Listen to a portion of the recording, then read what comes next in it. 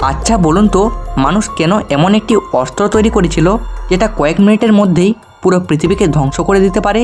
সবচেয়ে ভয়ের বিষয় হলো, আজ পৃথিবীতে এমন কিছু পারমাণবিক অস্ত্র রয়েছে যেগুলোর শক্তি দ্বিতীয় বিশ্বযুদ্ধের বোমার থেকেও হাজার গুণ বেশি। কিন্তু যদি সত্যি একদিন পারমাণবিক যুদ্ধ শুরু হয়, তাহলে পৃথিবীর কী হবে? পারমাণবিক অস্ত্র আসলে কি? সবচেয়ে অবাক করা বিষয় হলো, পারমাণবিক অস্ত্র কোনো সাধারণ বোমা নয়। এই অস্ত্রের শক্তি আসে পরমাণুর ভেতরে লুকিয়ে থাকা শক্তি থেকে। শুনতে অবাক লাগলেও সত্যি, একটি ছোট্ট পরমাণুর মধ্যে এত বেশি শক্তি জমা থাকে যেটা পুরো একটি শহর ধ্বংস করে দিতে পারে। বিজ্ঞানীরা মূলত ইউরেনিয়াম এবং প্লুটোনিয়ামের মতো তেজস্ক্রিয় উপাদান ব্যবহার করে এই অস্ত্র তৈরি করে।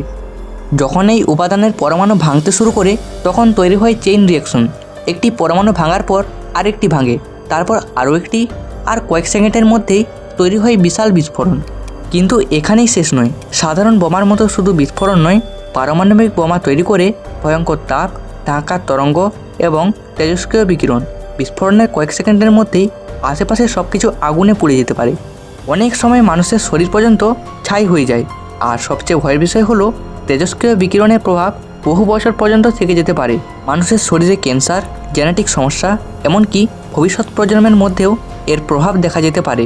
সবচেয়ে অবাক করা বিষয় হলো, বিজ্ঞানীরা প্রথমে পারমাণবিক প্রযুক্তি তৈরি করেছিলেন বিদ্যুৎ উৎপাদনের জন্য, কিন্তু পরে যুদ্ধের জন্য এটিকে ভয়ঙ্কর অস্ত্রে পরিণত করা হয়। হিরোশিমা ও নাগাসাকির ভয়ঙ্কর ইতিহাস। কিন্তু জানেন কি, পৃথিবীর প্রথমবার পারমাণবিক অস্ত্রের আসল ভয় দেখেছিল 1945 সালে। তখন চলছিল দ্বিতীয় বিশ্বযুদ্ধ। যুদ্ধ শেষ করার জন্য আমেরিকা জাপানের হিরোশিমা শহরে লিটল বয় নামের প্রথম পারমাণবিক বোমা ফেলে। মাত্র কয়েক সেকেন্ডের মধ্যে পুরো শহর ধ্বংস হয়ে যায়। বিশাল আগুন, ধোঁয়া আর বিস্ফোরণে হাজার হাজার মানুষ মুহূর্তেই মারা যায়। সবচেয়ে ভয়ের বিষয় হলো, যারা বেঁচে গিয়েছিল তাদের অনেকেই তেজস্ক্রিয় বিকিরণের কারণে ধীরে ধীরে অসুস্থ হয়ে পড়ে। অনেকের শরীর পুড়ে যায়, অনেক শিশুর জন্ম নেয় মারাত্মক রোগ নিয়ে।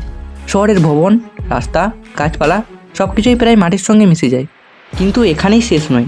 মাত্র 3 দিন পর আমেরিকা নাগাসাকি শহরেও আরেকটি পারমাণবিক বোমা ফেলে আবারও হাজার হাজার মানুষ মারা যায়। ইতিহাসবিদদের মতে এই দুই হামলায় সরাসরি এবং পরে তেজস্ক্রিয় বিকিরণের কারণে কয়েক লক্ষ মানুষের মৃত্যু হয়েছিল। সবচেয়ে অবাক করার বিষয় হলো, সেই সময় পারমাণবিক বোমা আজকের তুলনায় অনেক দুর্বল ছিল। অর্থাৎ বর্তমানে পৃথিবীতে যে পারমাণবিক অস্ত্র রয়েছে সেগুলো আরও অনেক বেশি শক্তিশালী এবং ভয়ঙ্কর।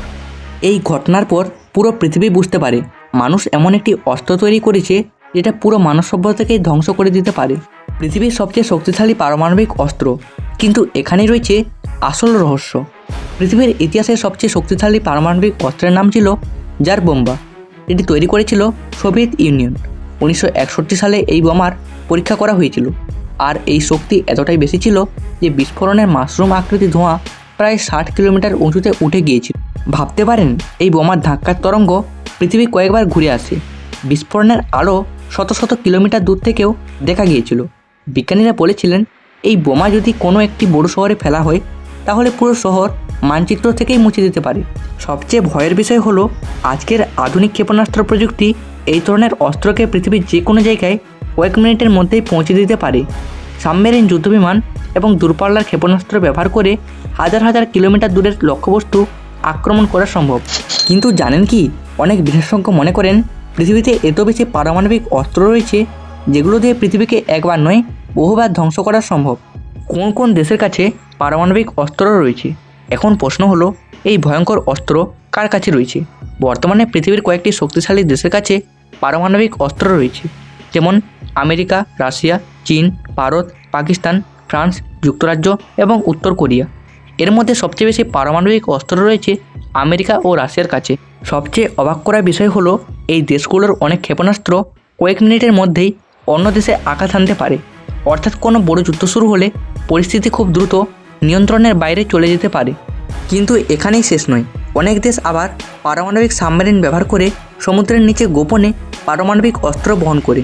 ফলে শত্রুপক্ষ বুঝতেই পারে না কোথা থেকে হামলা আসতে পারে। বিশেষজ্ঞদের মতে বর্তমানে পৃথিবীতে হাজার হাজার পারমাণবিক ওভারহেড রয়েছে।